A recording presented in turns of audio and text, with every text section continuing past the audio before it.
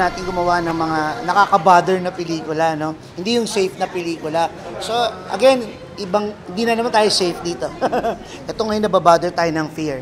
Kaya ngayon, dinala natin yung pasahero. Sound! Cameras! And slide. Rolling. And 5, 4, 3, 2, 1!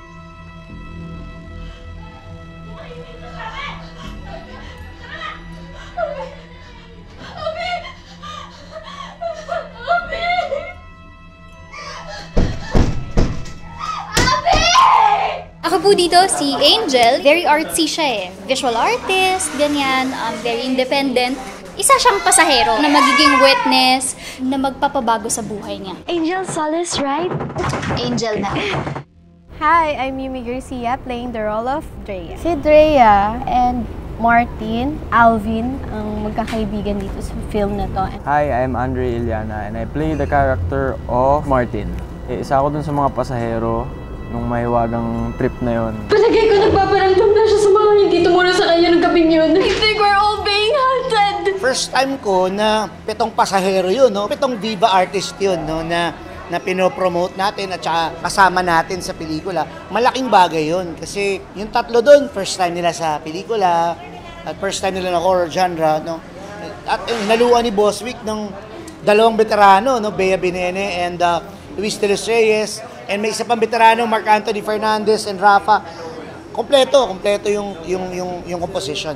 Gaan ka trabaho, lalo na ni Direk. Yung pag-guide niya sa amin, talagang tulungan talaga. It's very nice working with everybody naman. It's always nice to work with new people, and at the same time, it's very nice to work again kasama ng mga artistang nakatrabaho ko na before. Working with Direk Roman, sobrang happy ako kasi sobrang na-shock ako na hindi siya strict. Like, parang friend mo lang siya and then i-help niya na lumabas talaga yung character sa katawan mo. Si Direk Roman, sobrang bilis niya actually. Ang galing niyang gumawa kasi gusto niya tuloy-tuloy. Ayaw niyang nawawala yung momentum. Siguro yung pinakamabigat dito na eksena is yung nararamdaman ko na yung guilt na wala akong ginawa dun sa nakita namin dun sa loob nung tren.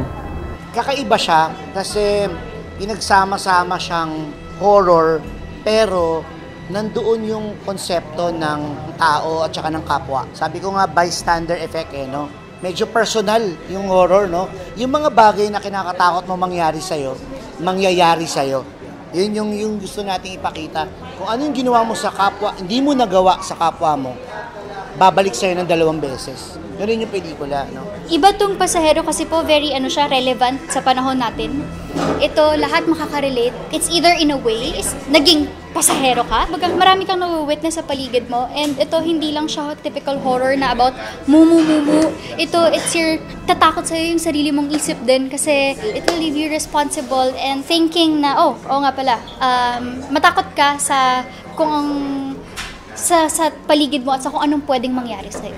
I think kung paano yung atake, every horror kasi meron siyang key point or key person na pinanggagalingan ng energy ng story, yung nag-drive ng story. So, this is something new kasi, ayoko mas-spoil kasi, pero iba din yung drive kapag something relatable to people, especially sa mga taong nagko-commute. Yung kawawang babae nga hindi niyo tinulungan, sa tingin mo ba may tutulong pa sa inyo ngayon?